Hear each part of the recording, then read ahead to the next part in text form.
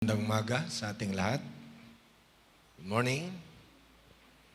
And isa pong mapagpalang araw sa ating lahat. Ano po? Pumapasok na po tayo sa tinatawag na fourth month, ika-4 na buwan ng community quarantine.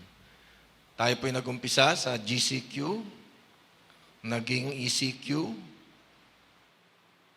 naging GCQ ulit, and then ngayon tayo ay nasa MGCQ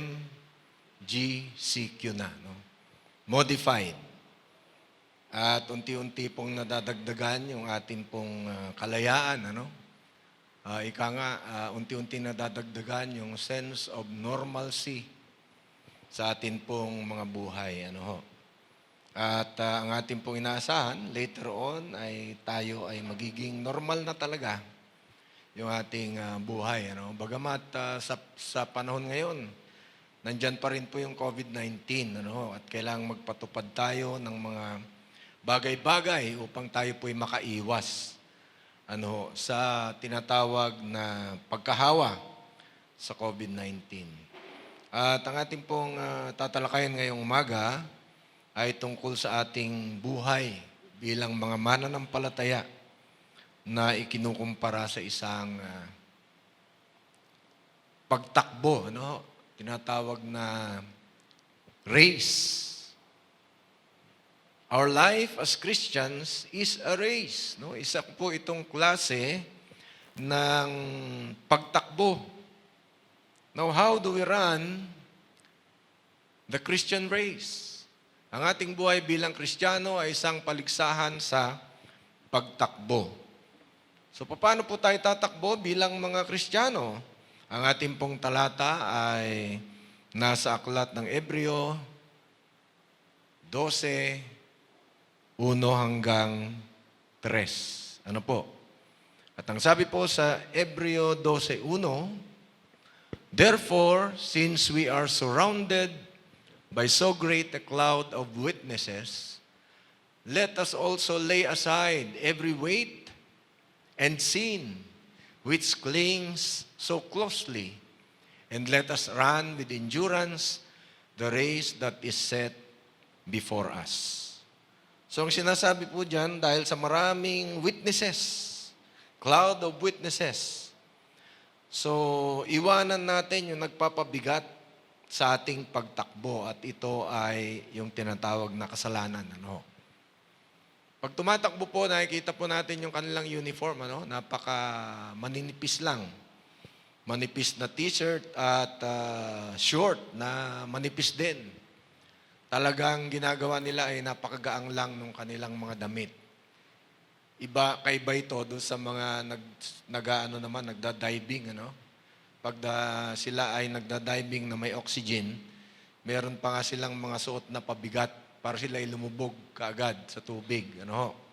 So, yun po ang kaibahan. Ito naman, sa pagtakbo ay kailangan magaang.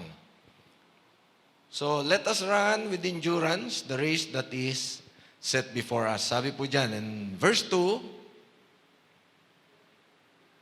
"Looking to Jesus, the founder and perfecter of our faith, who for the joy that was set before him endured the cross, despising the shame, and is seated at the right hand of the throne of God."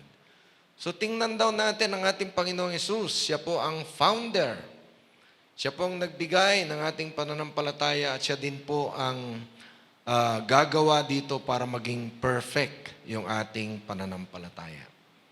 Sapagkat kahit na alam niya yung hirap na kanyang mararanasan, Katunayan, nung siya nasa Garden of Gethsemane, ay pinanalangin niya, na kung maaari, ay lumagpas sa kanya itong gawain ito. Pero ang sabi niya, "Not my will." Hindi sa kalooban ko, kundi sa kalooban mo, Ama.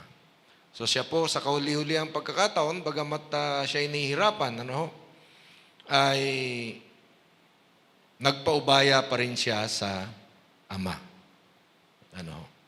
So sa 3, ang sabi po niya, "Consider him who endured from sinners such hostility against himself, so that you may not grow weary or faint-hearted.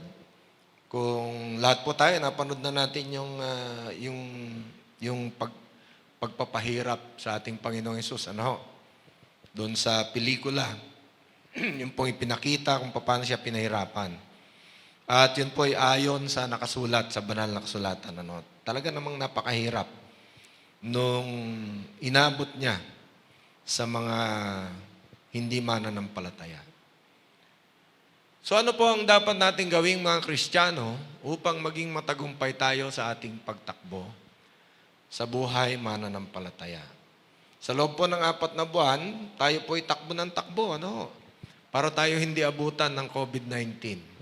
Parang ganun po yung ating ginagawa, Iwas tayo ng iwas sa COVID-19 sa pamamagitan ng paggawa ng mga pag-iingat, social distancing, pagsusot ng mask, at pag-iwas sa mga napakaraming tao. So, what are the things? Number 1, we should leave behind the things that weigh us down. Dapat nating iwanan ang mga bagay na nagpapabigat ng ating dalahin. Kung tayo po'y tumatakbo, hindi pwede yung may daladal tayong backpack na mabigat. Pero yun po ang ginagawa ng mga sundalo pag nasa training. Ang bigat ng daladala nilang backpack. Katunayan, yung anak ng aking hipag, siya po kasi ay maliit. Maliit lang siya, pero nag-army sa US. Nag-US Army. At dahil doon, pinabuhat sa kanya yung isang napakalaking tao. Requirement kasi ng training. So, ang nangyari, nagkaroon siya ng injury sa kanyang likod. At dahil doon, ay nag-retire na siya bilang army, kahit bata pa siya. So, sabi doon, iwanan natin yung mga bagay na nagpapabigat sa ating dalahin. At ano po yan? Bilang mga Kristiyano, sa ating pagtakbo ay iwanan natin yung mga kasalanan. Aning mga nagpapabigat na yan? Therefore, since we are surrounded by so great cloud of witnesses, let us also lay aside every weight and sin which clings so closely, and let us run with endurance the race that is set before us. Ang sabi po ng Panginoong Jesucristo doon sa mga kanyang alagad nung una, sa Gawa 1:8, you will be my witnesses. You will receive power when the Holy Spirit comes on you, and you'll be my witnesses in Jerusalem, in all Judea and Samaria, and to the ends of the earth. At yung kanila pong pagiging witness ay naranasan po natin hanggang ngayon. Bakit po? Sapagkat nakarecord yung lahat ng kanilang ginawa noong sila po ay maging witness ng Panginoong Jesucristo. So tingnan po natin, what are the things that prevents us from running fast as Christians? Ano ba yung nagiging dahilan para tayo ay hindi makatakbo ng mabilis? Para tayo hindi abutan ng kalaban. Para tayo hindi makapitan ng COVID-19. Letter A, worldly allurements. Hatak ng mundo. Yan po ang letter A. Ang sabi po sa Genesis 19:26, tatandaan po natin yung asawa ni Lot. Ang asawa ni Lot ay kasama niya siyempre naninirahan doon sa Sodoma at Gomora at sila po ay pinagpala ng Diyos. So, nung sila po ay paalisin na ng anghel, pinatakbo sila palayo doon sa Sodoma at Gomora sapagkat gugunawin ng anghel ng Diyos ang lugar na yon. Sa Genesis 19:26, sabi po doon, but Lot's wife behind him looked back, and she became a pillar of salt. No? Siguro, hindi tuluyang maiwan ng asawa ni Lot yung kanilang mga kayamanan na nandun sa Sodoma at Gomora. Mayaman po sila eh. Si Lot po ay pinagpala ng Diyos. So, yung pong karangyaan na nandun sa Sodoma at Gomora, hindi niya matiis na kahit papano ay kanyang lingunin habang sila ay tumatakbo palayo. At dahil doon, siya po ay naging pillar of salt. Siya po ay namatay, naging asin. So tingnan po ninyo, yung worldly allurements, hatak ng mundo. Instead na siya ay hindi abutan ng pagkawasak ng Sodoma at Gomora, siya po ay hindi nakasama ni Lot na nabuhay. Kasi siya ay lumingon. Hindi niya maiwanan yung kayamanan. Letter B, using the wrong equipment. Paggamit ng maling gamit. Tingnan natin yung example ni David. Nung lalabanan niya,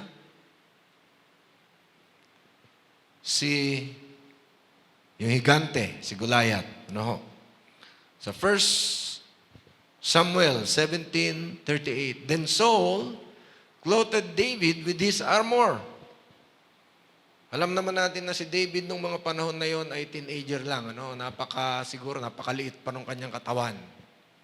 So ang ginawa ni Haring Saul ay pinasuot niya kay David yung kanyang armor. Bakal po yun. Napakabigat nung kanyang armor na isinuot. He put a helmet of bronze in his head and clothed him with a coat of mail. Makapal po yun, yung coat of mail na yun. Makapal na damit. So, para ito ay maging dahilan para siya makalaban, lalo itong nagpabagal o nagpaantala kay David. Kasi mali eh. Mali yung binigay. Napakalit na tao, sinuotan ng mabibigat na kasuotan para hindi siya tablan ng espada, kung maaari. Helmet bronze, napakabigat ng bronze na helmet. At yung makapal na damit. So ito pong naging dahilan para maantala si David sa paglaban niya kay Goliath. So, dapat gamitin natin yung tamang equipment. Pag sinabing magsuot ng mask, dapat nakasuot ng tamang mask. Hindi po gawa-gawa lang na panyo, tinakip sa muka. Hindi po. Talagang mask na sinadyang gawin para panlaban sa COVID-19. So letter C, people who lacks faith in what they are doing will delay the project. Ang mga taong kulang sa pananampalataya ay makakapigil sa proyekto ng Diyos. Kung tayo po ay hindi masyadong believe doon po sa mga programa na atin pong ginagawa, yan po ay imbis na makatulong tayo ng maayos, makakapagpabagal pa tayo. At yan ang magiging dahilan kung bakit hindi natuloy yung mga dapat ay magagandang produkto o magagandang proyekto. Sa Nehemiah 4:10, sabi po doon, in Judah it was said, the strength of those who bear the burden is failing. So, yun daw mga gumagawa ay nangihina na yung kanilang mga lakas. Bakit? Sapagkat sabi nila, there is too much rubble. By ourselves, we will not be able to rebuild the wall. Ang kondisyon po ng wall ng Jerusalem noon ay giba-giba. Kaya kahit sino pwedeng pumasok. Kahit na sinong magnanakaw, maakyat pader, kasi sira yung pader, papasok, magnanakaw, gagawa ng kalokohan, pagkatapos lalabas ulit. Yun ang kondisyon ng pader. At ito ay iniutos ng Diyos na muling gawin. Pero may mga tao nagsasabi, masyadong mahirap yung gawain. Napakaraming dumi na dapat tayong iayos at hindi natin kaya. At isa pa, yung kanilang mga kaaway. Sa 4:11, and our enemies said, they will not know or see till we come among them and kill them and stop the work. So bukod sa sila'y nasisira na ng loob, sila'y nangihina, meron pa rin silang mga kaaway na nagsasabi, susugurin natin sila, hindi nila tayo mamamalayan, no? Bukod sa panghihina nila ay meron pa silang mga kaaway. Pero pag tinuloy-tuloy po natin yung pagbasa, dahil sa sila ay sinusubaybayan ng Diyos, natapos po nila yung wall. Ano ho? At hindi nagtagumpay yung kanilang mga kaaway. Letter D, unbelief hindered Christ's work in Nazareth. Ang kakulangan ng pananampalataya ay nakapigil sa paggawa ni Kristo ng mga himala sa Nazareth. Ano ho? So, kung titingnan po natin, ang Nazareth ay lugar na doon pinanganak si Kristo. Doon siya lumaki. Pero ang sabi niya, hindi sikat ang isang propeta sa kanyang sariling bayan. Kasi ang sabi nila, dito lumaki yan eh. Kilala natin yan eh. Paano niya sasabihin ngayon ng ganito, ganon? So, hindi sila believe. Kasi, sabi, hindi naman nag-aaral itong taong ito. Saan galing yung kanyang katalinuhan? No? So, sila hindi naniwala sa kanya. So, dahil doon, hindi siya makagawa ng maraming himala doon sa kanyang sariling bayan. At sa Matthew 13:57, ang sabi po doon, and they took offense at him. But Jesus said to them, a prophet is not without honor except in his hometown and in his own household.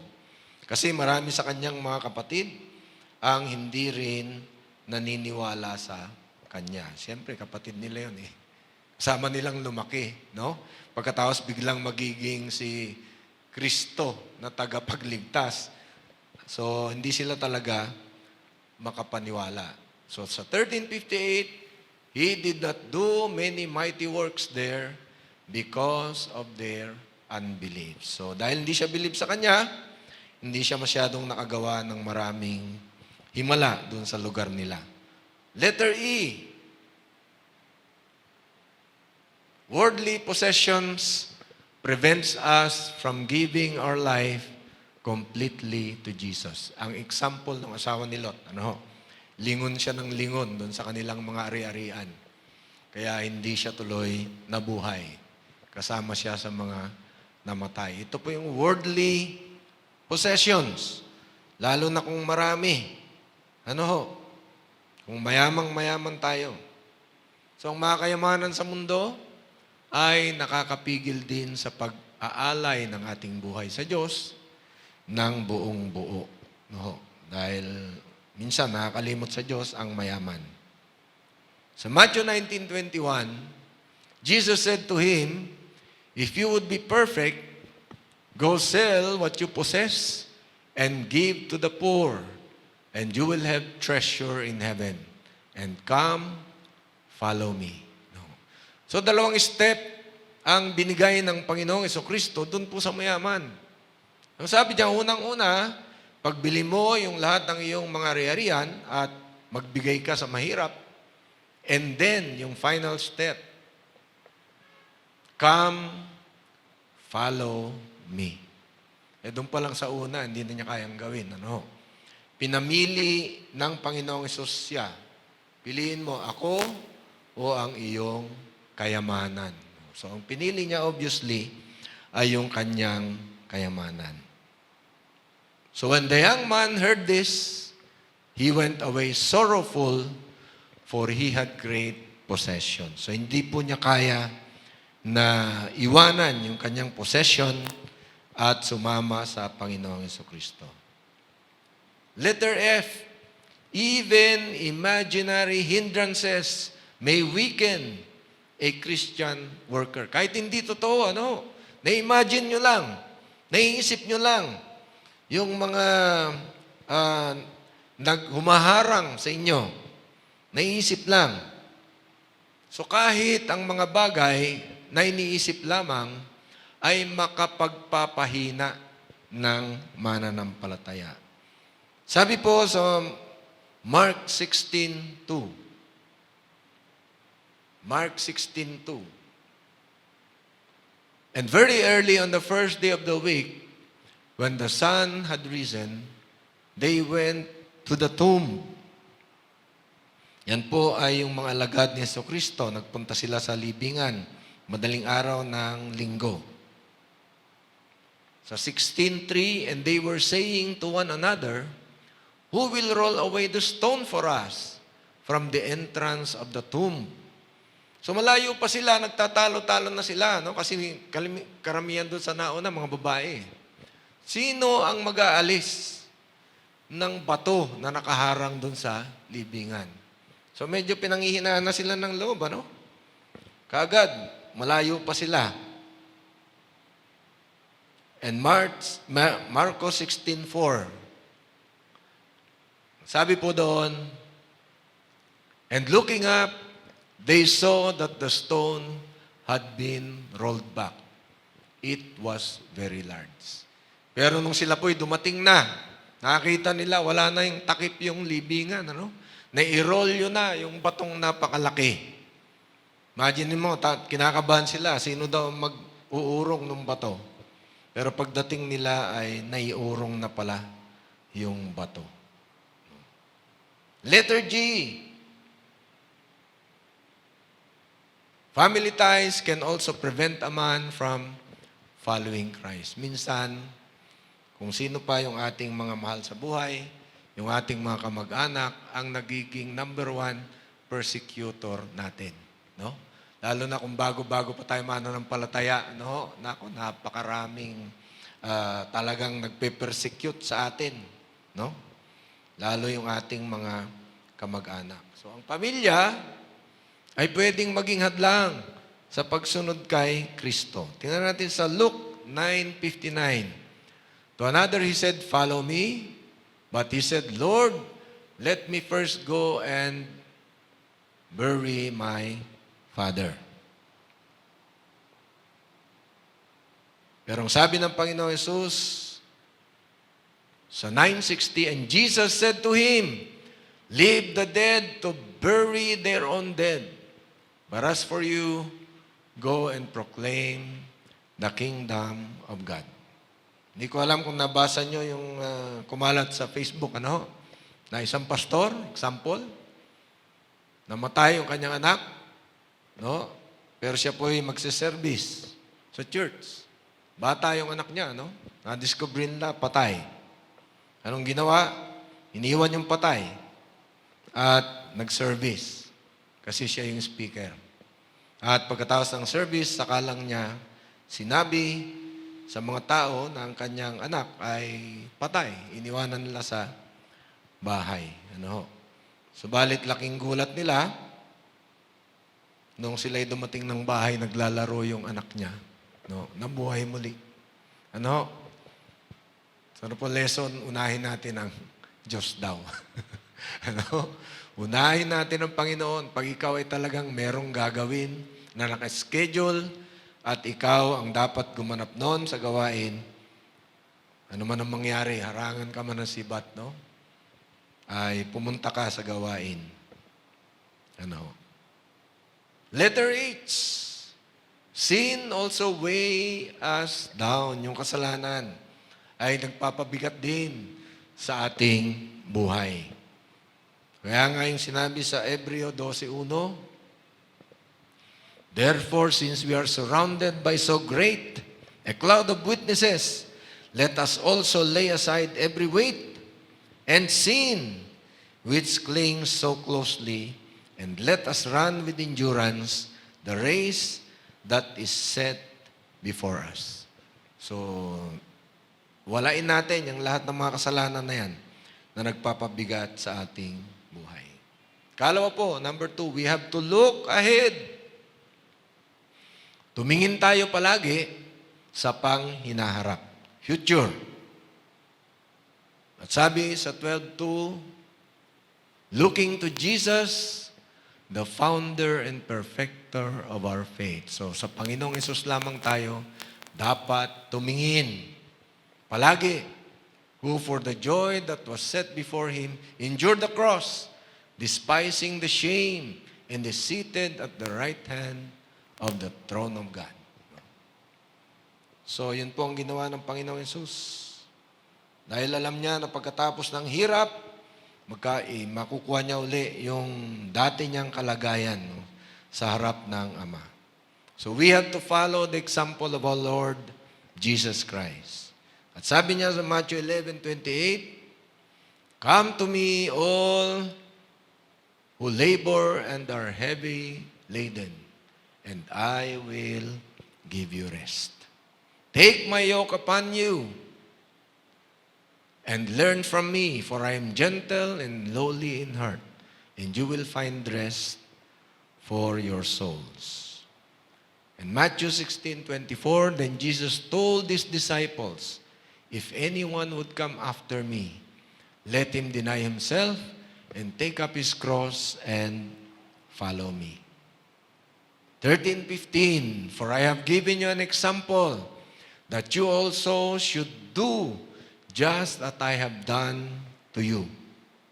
Romans 15:5, "May the God of endurance and encouragement grant you to live in such harmony with one another in accord with Christ Jesus."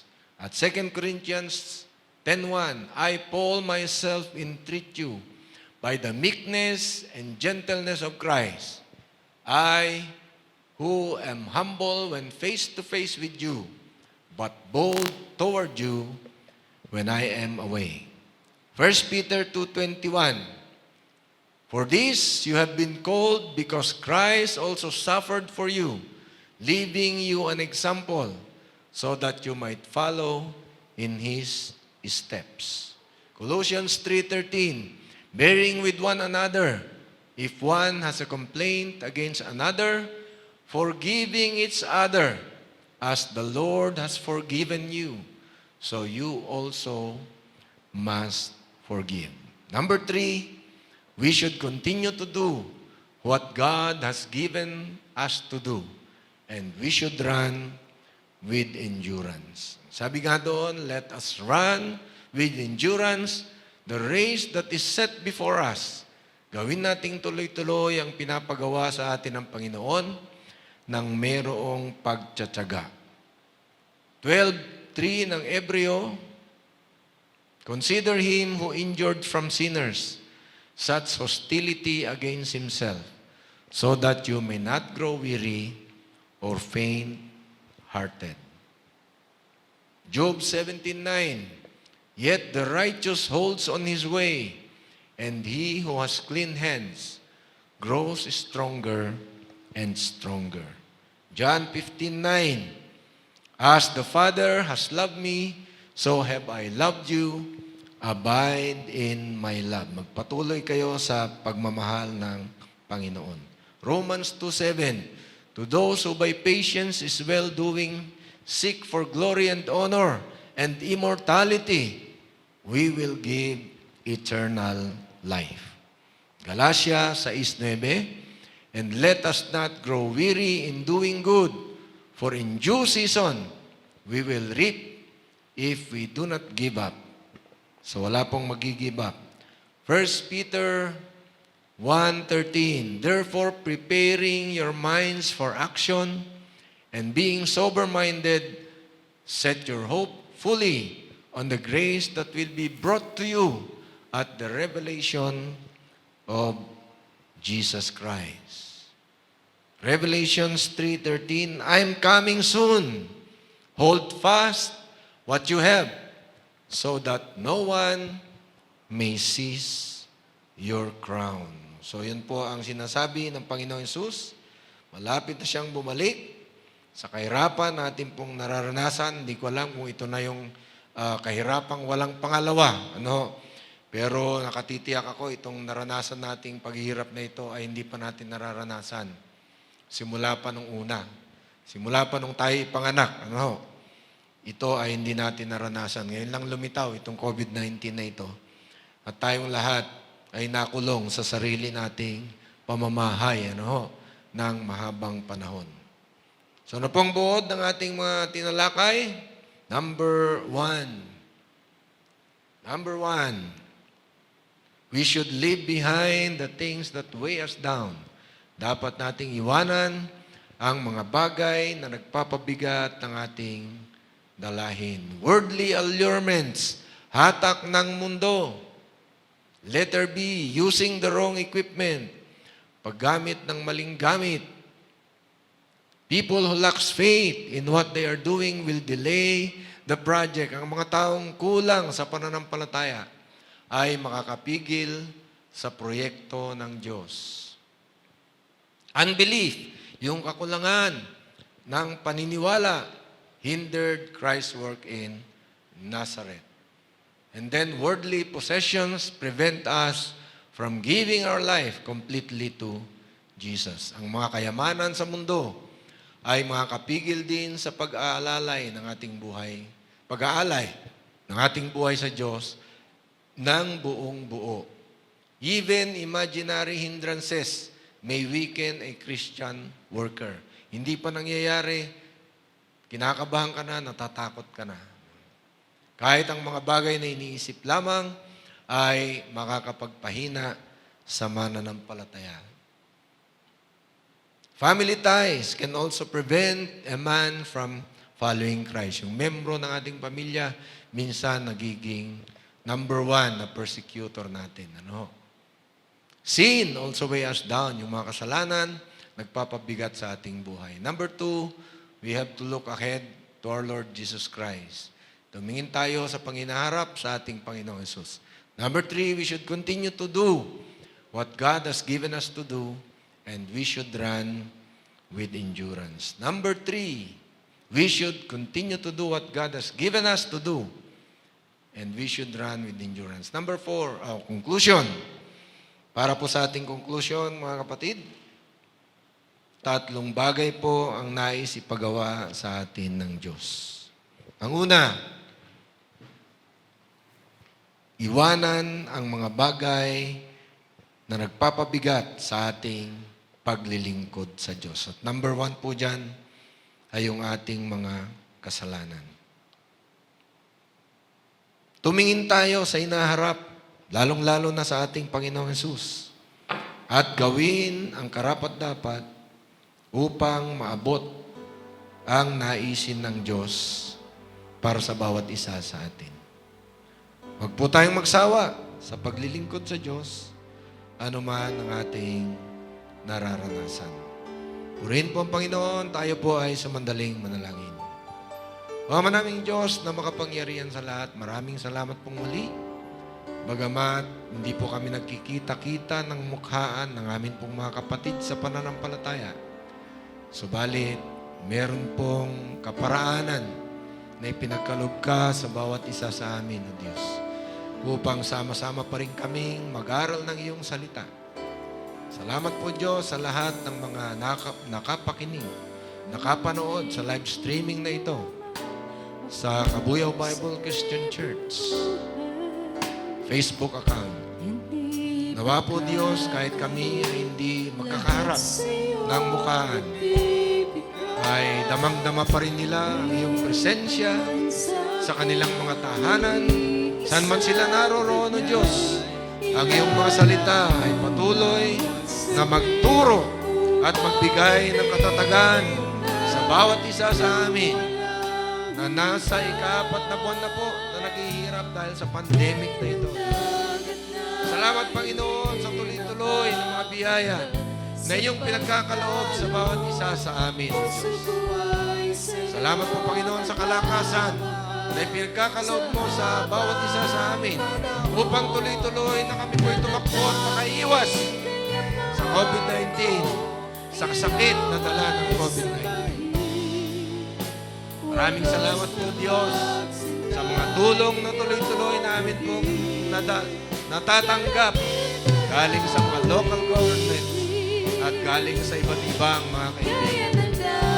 Tunay nga, Panginoon, na kami ay nagtitiwala, umaasa sa iyo, na kami po ay mararating namin yung pagkawala nitong COVID-19 na ito upang muli kami sama-sama sumamba sa iyo sa Espiritu at katotohanan. Purihin ka, Diyos! Purihin ka! Ito ang aming samot na langit. Sa pangalan ng Panginoon